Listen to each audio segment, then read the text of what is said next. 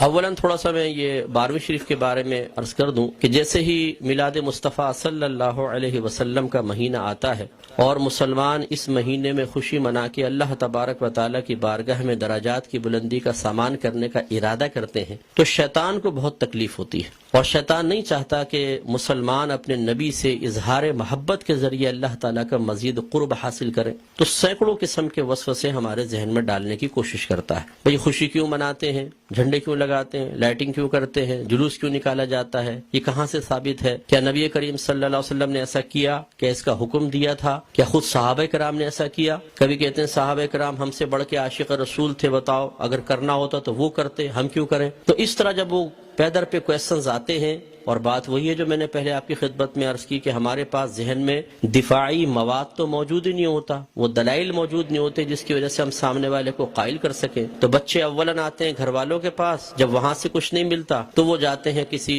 مسجد وغیرہ میں، بعض اوقات وہاں پہ بھی لفٹ نہیں کرائی جاتی۔ تو پھر آج کل علم حاصل کرنے کا سب سے پاورفل ذریعہ ہے سوشل میڈیا، پھر جا کے بیٹھ جاتے ہیں سوشل میڈیا پہ، اور وہاں پہ ہر طرح کا جاہل ترین آدمی بیٹھا ہوا ہے جس کو دین کی الف بھی نہیں آتی، اور معذرت کے ساتھ میں لفظ کہوں گا اس کو استنجا کرنا آتا نہیں ہے، اور وہ وہاں بیٹھا ہوا قرآن حدیث کا دلائل دے رہا ہے، اور پھر وہ الٹے سیدھے دلائل پڑھنے کے بعد تو اور انسان کا ذہن گڑبڑ ہو جاتا ہے۔ تو کچھ باتیں بس میں اس کے بارے میں عرض کر کے پھر اپنے بیان کی طرف آؤں گا۔ دیکھیں، میلاد مصطفیٰ صلی اللہ علیہ وسلم کی لغوی بحث کو چھوڑ کر ہم اس لفظ کو بولتے ہیں چند افعال و اعمال کے مجموعے پر کہ یہ ہم میلاد مصطفیٰ منا رہے ہیں، مثلا اس میں کھانا کھلانا، سرکار کے فضائل بیان کرنا، نعت خوانی کی محافل ہیں، جھنڈے لگانا، لائٹنگ کرنا، جلوس نکالنا، ان تمام چیزوں کے مجموعے کا نام رکھ دیا جاتا ہے میلاد مصطفیٰ، کہ یہ میلاد مصطفیٰ منا رہے ہیں۔ اور اگر دیکھا جائے تو اصل میں سرکار کی ولادت پاک کی خوشی ہم منا رہے ہوتے ہیں، اس کے لیے طریقہ اختیار کرتے ہیں تو ان تمام کو کہہ دیتے ہیں جی میلاد کی محفل ہو رہی ہے، میلاد مصطفیٰ منا رہے ہیں۔ تو پہلی بات تو یہ کہ خوشی منانا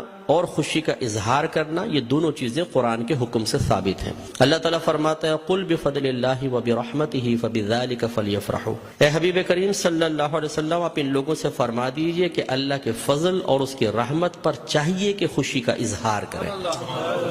کہنے والا کون ہے؟ اللہ تبارک و تعالی۔ اور اگر میں آپ سے پوچھوں کہ اللہ کا سب سے بڑا ہم پر کیا گیا فضل کیا ہے اور اس کی نازل کردہ رحمت کیا ہے، تو ہر مسلمان بے اختیار کہے گا کہ ہمارے نبی کریم صلی اللہ علیہ وسلم سب سے بڑا اللہ کا فضل، سب سے بڑی اللہ کی رحمت کہ ہمارے سرکار کے قدموں سے ہمیں قرآن ملا ہے، ایمان ملا ہے، حتیٰ کہ اللہ تبارک و تعالیٰ نے اپنی معرفت بھی اس وقت تک چھپا کر رکھی جب تک اپنے حبیب کو ظاہر کرنے کا ارادہ نہ فرمایا۔ حبیب کو ظاہر کیا اور پھر اپنی معرفت ہم تک پہنچائی، تو ہم نے تو اپنے نبی کے ذریعے سب کچھ پایا، تو آپ سے بڑھ کر فضل اور رحمت اور کیا ہوگا؟ اور خود اللہ تعالیٰ فرما رہا ہے کہ مسلمانوں کو چاہیے، اے حبیب ان سے فرمائیے، یقینی سی بات ہے کہ کافر کو تو مکلف نہیں بنایا جا رہا نا، مخاطب مسلمان ہی ہوں گے، کہ مسلمانوں سے کہیے کہ اللہ کے فضل اور اس کی رحمت پر چاہیے کہ خوشی کا اظہار کریں۔ اور دوسری آیت میں فرمایا وَأَمَّا بِنِعْمَةِ رَبِّكَ فَحَدِّثْ، اور اپنے رب کی نعمت کا خوب چرچا کرو۔ حدث تحدیث سے نکلا ہے، تحدیث کا مطلب ہوتا ہے اللہ تعالیٰ کی کسی عطا کردہ نعمت کو کسی کے سامنے ظاہر کرنا، چاہے وہ قول سے ہو، جسے ہم کہتے ہیں جی اللہ کا بڑا فضل ہے بونڈ لگ گیا، اللہ کا بڑا فضل ہے مکان بنا لیا، اللہ کا بڑا فضل ہے میرے بیٹے کی شادی ہو گئی، یہ ہم نعمت کا اعتراف اور اظہار کر رہے ہوتے ہیں۔ اور اسی طریقے سے مختلف اعمال و افعال سے بھی بعض اوقات تحدیث نعمت ہوتی ہے۔ ایک دفعہ ایک صحابی نبی کریم صلی اللہ علیہ وسلم کی خدمت میں آئے جو پھٹے پرانے سے تھوڑے کپڑے پہنے ہوئے تھے، مفلوق الحال سے تھے، تو سرکار نے فرمایا کہ کیا تمہارے پاس کوئی مال نہیں ہے؟ عرض کیا رسول اللہ صلی اللہ علیہ وسلم الحمدللہ ہر طرح کا مال ہے، مویشی ہیں، دراہم ہیں، دنانیر ہیں، باغات ہیں۔ تو سرکار نے شاید فرمایا پھر اللہ کی نعمت کا اثر آپ پر ظاہر ہونا چاہیے، اپنے آپ کو ایسا نہ رکھو بلکہ ایسے لباس پہنو، ایسی عادات و اطوار رکھو، ایسا طور طریقہ رکھو کہ لوگ جان جائیں کہ اللہ تعالیٰ نے آپ کو نعمتوں سے نوازا ہے۔ تو بتائیے کہ جب میلاد مصطفیٰ صلی اللہ علیہ وسلم آئے تو کیا ہمیں اپنے نبی کی اس طرح خوشی کا اظہار نہیں کرنا چاہیے تاکہ یہ ظاہر ہو کہ اللہ تعالیٰ نے ہمیں اپنے نبی کی سب سے بڑی نعمت سے نوازا ہے؟ جب عام دولت کے لیے سرکار نے فرمایا تمہیں اللہ نے دولت دی ہے، اس کا اثر تم پہ ظاہر ہونا چاہیے، اس نعمت کا اثر ظاہر ہونا چاہیے، تو بتائیے کہ جب میرے سرکار تشریف لائے اس نعمت کا اظہار کیوں نہیں چاہیے؟ تو یہ دونوں چیزیں قرآن سے ثابت ہے، تو خوشی منانا اور نعمت کا اظہار کرنا، جب اللہ تعالیٰ نے اس کا حکم دے دیا، اجازت دے دی، تو پھر ہر وہ طریقہ اختیار کرنا جائز ہوگا جس کو قرآن اور حدیث نے منع نہیں کیا ہے۔ یہ اچھی طرح اصول یاد رکھیے، کسی چیز کے جائز قرار دینے کے لیے دلیل نہیں چاہیے ہوتی، کسی چیز کو ناجائز قرار دینے کے لیے دلیل درکار ہے۔ مثال کے طور پر میں آپ سب سے پوچھتا ہوں، جو آپ نے ٹوپیاں پہن رکھی ہیں جائز ہے کہ ناجائز بتائیں؟ بولیں، لائیں، ثابت کریں قرآن و حدیث۔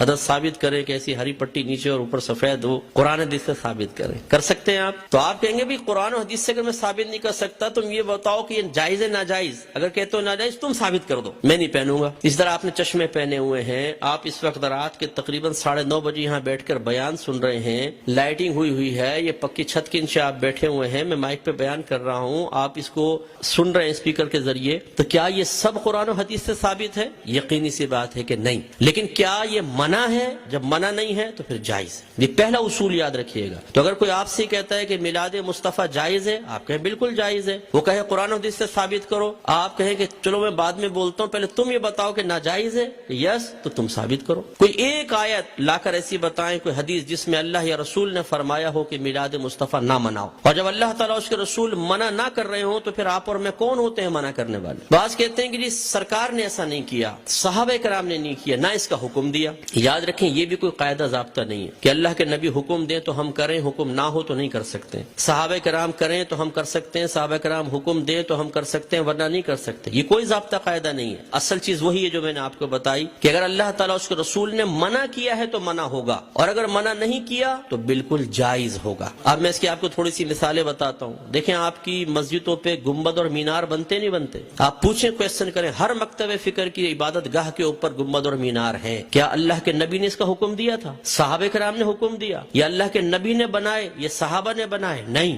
یہ بہت بعد کی ایجادات اور ہر مسجد کے اوپر ہیں۔ یہ کیسے بدعت اور ناجائز کیوں نہیں ہو جاتے؟ قرآن پاک پہ زبر زیر پیش سرکار کے دور میں نہیں تھا، نہ صحابہ کے دور میں، بہت بعد میں لگے ہیں۔ 6 کلمے سرکار کے دور میں باقاعدہ اس طرح مرتب شدہ نہیں تھے، یہ بعد میں ہے۔ ایمان مفصل، ایمان مجمل پہلے نہیں تھی، یہ بعد میں ہے۔ اور اگر سرکار کے ہی دور کو لے لیں، سرکار نے قرآن کو مجتمع نہیں کیا تھا، صدیق اکبر کے دور میں ہوا ہے۔ سرکار کے دور میں، صدیق اکبر کے دور میں تراویح 20 رکعت ایک امام کے پیچھے نہیں ہوتی تھی، عمر فاروق رضی اللہ تعالیٰ عنہ نے کی ہے۔ اور ان پہلے 3 ادوار میں جمعے کی صرف ایک اذان ہوتی تھی جو اذان ثانی کہلاتی ہے۔ پہلی اذان حضرت عثمان غنی رضی اللہ تعالیٰ عنہ نے ایجاد فرمائی ہے۔ یہ ایک بازار تھا، وہاں پر ایک مقام زورہ تھا، جب مدینے میں وسعت پیدا ہوئی، اذان ہوتی تھی، دور تک آواز نہ پہنچ پاتی تھی، لوگوں تک اعلان نہ پہنچ پاتا تو آنے میں دیر ہو جاتی تھی، تو پھر آپ نے فرمایا کہ ہم ایک اذان اور شروع کریں گے جو اصل اذان سے، جو دوسری اذان ہے اس سے آدھے پونے گھنٹے پہلے بازار کے پاس ہوگی، تاکہ لوگ ہوشیار ہو جائیں اور جمعے کی تیاری کر سکیں۔ ہر مکتبہ فکر جو جمعہ پڑھتا ہے وہ پہلی اور دوسری دونوں اذانیں دیتا ہے۔ وہاں یہ کویسچن کیوں نہیں پیدا ہوتا کہ جب اللہ کے نبی نے نہیں کیا تو پھر حضرت عثمان غنی نے کیسے کر لیا؟ اس کا مطلب ہے جب ضرورت پیش آتی ہے تو یہ اللہ کے نبی کی تعلیم ہے، خود صحابہ کرام نے ہمیں تعلیم دی ہے کہ آپ کسی بھی ایسی چیز کو شروع کر سکتے ہیں کہ جس کو اللہ تعالیٰ اس کے رسول نے منع نہیں کیا ہے۔ اسی طرح مدارس کا قیام آپ دیکھ لیں، ان میں سلیبس ہم نے رکھا ہوا ہے۔ اور اسی طرح میں آخری بات بس یہ مثال دیتا ہوں، ہر مسجد میں جماعت کے کچھ اوقات مقرر ہوتے ہیں، فجر اتنے بجے، ظہر اتنے بجے، عصر، مغرب، عشاء۔ کیا نبی کریم صلی اللہ علیہ وسلم نے حکم دیا تھا کہ اس وقت جماعت کرو؟ صحابہ کرام نے نہیں، ہم نے اپنی سہولت کے اعتبار سے کیا ہے۔ اور یہ ایک اعتراض کا بہت بڑا جواب بھی بن سکتا ہے۔ لوگ کہتے ہیں کہ آپ یہ 12ویں کا انتخاب کیوں کرتے ہیں، یہ بتائیں۔ اپنے پاس سے دن خاص کر لینا صحیح نہیں ہے، اپنے پاس سے دن خاص کر لینا صحیح نہیں ہے۔ تو یہاں یہ میں آپ کو سمجھا دوں کہ کسی ایک چیز کو دوسری چیز کے ساتھ خاص کرنا 2 طرح کا ہوتا ہے۔ اللہ تعالیٰ اس کے رسول نے خاص کیا تو اسے کہتے ہیں تخصیص شرعی، یعنی خاص کرنا شریعت کی طرف سے۔ اور اگر اللہ تعالیٰ اس کے رسول نے نہیں کیا، آپ اور میں کر لیں، جیسے ہم بچے کی سالگرہ کے لیے ڈیٹ کرتے ہیں، فکس کرتے ہیں، اس طرح بچی کی شادی کے لیے ڈیٹ ہم آپس میں مشورہ کر کے فکس کرتے ہیں، کوئی تقریب کرنی ہوتی ہے اس کے لیے، اسی طرح دارالعلوموں کے اندر سال شروع کرنا آخر کے لیے، اسی طریقے سے مسجدوں میں جماعت کے اوقات۔ یہ جو ہم اپنے پاس سے ایک چیز کو دوسری کے ساتھ خاص کرتے ہیں، اس کو کہتے ہیں تخصیص عرفی۔ تو تخصیص عرفی کو تخصیص شرعی بنانا غلط ہے کہ مثال کے طور پہ اگر ہم 12ویں کو 12ویں تاریخ میں کر رہے ہیں تو ہم کہیں کہ اسی تاریخ میں ہوگی، اس کے علاوہ نہیں ہوگی، یہ غلط ضرور ہوگا۔ لیکن ایک چیز کو دوسری چیز کے ساتھ خاص کر دینا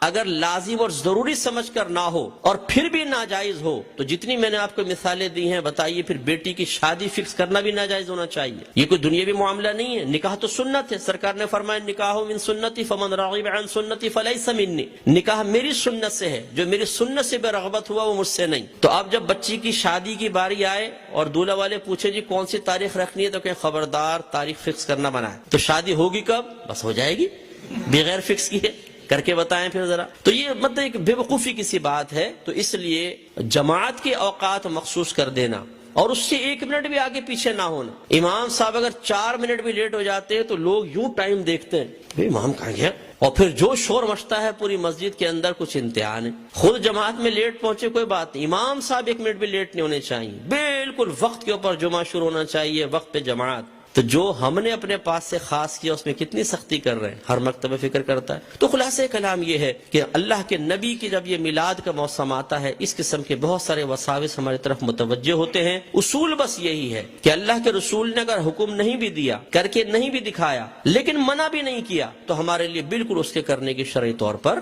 اجازت ہے. اگر حکم کا انتظار کریں تو پھر ہر چیز کے اندر غلام کو حکم کا انتظار کرنا چاہیے، اور جب اب حکم ڈھونڈنے کی کوشش کریں گے تو کاروبار زندگی رک جائیں گے. ہزارہ چیزیں ایسی ہیں جن میں سرکار کے احکام موجود نہیں ہیں. تو بس اصول شرعی ہوتا ہے کہ جہاں سرکار کا حکم موجود نہ ہو، خاموشی اختیار فرمائی ہو، منع نہ کیا ہو، یہ اس کے جائز ہونے کی دلیل ہوتا ہے. تو میلاد مصطفیٰ منائیے. الحمدللہ جنہوں نے یہ کیا ہے انہوں نے فیض پایا ہے. ابو لہب جیسا شخص آپ جانتے ہیں کافر تھا، سرکار کا چچا تھا، کافر شخص تھا اور بدترین کافر، دشمن اسلام. لیکن جب اس کی لونڈی ثویبہ نے آ کے خوشخبری دی کہ مبارک ابو لہب تیرے ہاں بھتیجا پیدا ہوا ہے، اس نے ہمارے نبی کی خوشی میں آزاد نہیں کیا تھا، اپنے بھتیجے کی خوشی میں کیا تھا. لیکن وہ بھتیجا تھا تو اللہ کا نبی. تو اللہ تبارک و تعالی نے اس کو اس برکت سے نوازا کہ جب اس کا انتقال ہوا اور یہ جہنم میں گیا ہے، اس کے خاندان والوں میں سے کسی نے اس کو خواب میں دیکھا تو پوچھا کہ ما فعل اللہ بکا، اللہ تبارک و تعالی نے تیرے ساتھ کیا معاملہ کیا؟ تو اس نے جواب دیا کہ بہت سخت عذاب میں ہوں، لیکن جب میں اس انگلی کو اپنے منہ میں لیتا ہوں کہ جس سے میں نے اپنی لونڈی کو آزاد کیا تھا، تو اللہ تبارک و تعالی اس سے پانی جاری فرما دیتا ہے. تو شیخ عبدالحق محدث دہلوی رحمۃ اللہ علیہ فرماتے ہیں لوگوں غور کرو، ایک دشمن تو ہمارے نبی کی خوشی منا کر جہنم میں راحت پائے، تو پھر ہم اگر اپنے حبیب کا میلاد منائیں، ان کی خوشی منائیں تو کتنی راحت پائیں گے. اور جب میرے سرکار صلی اللہ علیہ وسلم پیدا ہوئے تو خوشی تو اللہ نے بھی اس کا اظہار فرمایا، خوشی کا اظہار فرمایا، انعامات دیے، مبارکبادیں ہوئی. آپ تاریخ اٹھا کے پڑھیں، جب میرے آقا صلی اللہ علیہ وسلم کی ولادت ہوئی، ہر پرندے اور ہر جانور نے ایک دوسرے کو مبارکباد دی ہے کہ ہمارے نبی پیدا ہو گئے. فرشتے ایک دوسرے کو مبارکباد دے رہے تھے، حدیثوں کے اندر موجود ہے، فرشتے مبارکباد دے رہے تھے. اور اس زمانے میں جتنی حاملہ عورتیں تھیں اللہ تبارک و تعالی نے سب کو بیٹوں سے نوازا. اور وہ قحط سالی کا دور تھا، لیکن جب میرے آقا صلی اللہ علیہ وسلم پیدا ہوئے تو عرب کہتے ہیں کہ اتنی فصلیں ہوئیں، اتنا چارہ ہوا، اور ہمارے اونٹ چارہ کھا کھا کے اتنے موٹے ہو گئے کہ ہمیں خوف ہوا کہ شاید یہ چربی کی شدت سے پٹ پڑیں گے. اتنا اللہ نے نعمتوں سے نوازا ہے. تو خلاصہ کلام یہ ہے کہ میرے آقا صلی اللہ علیہ وسلم کی میلاد مصطفیٰ منانا یہ بہت بڑی سعادت کی بات ہے. وسوسوں سے قطع نظر خوشی کے ساتھ میلاد مصطفیٰ منائیں، انشاءاللہ برکت حاصل ہوگی.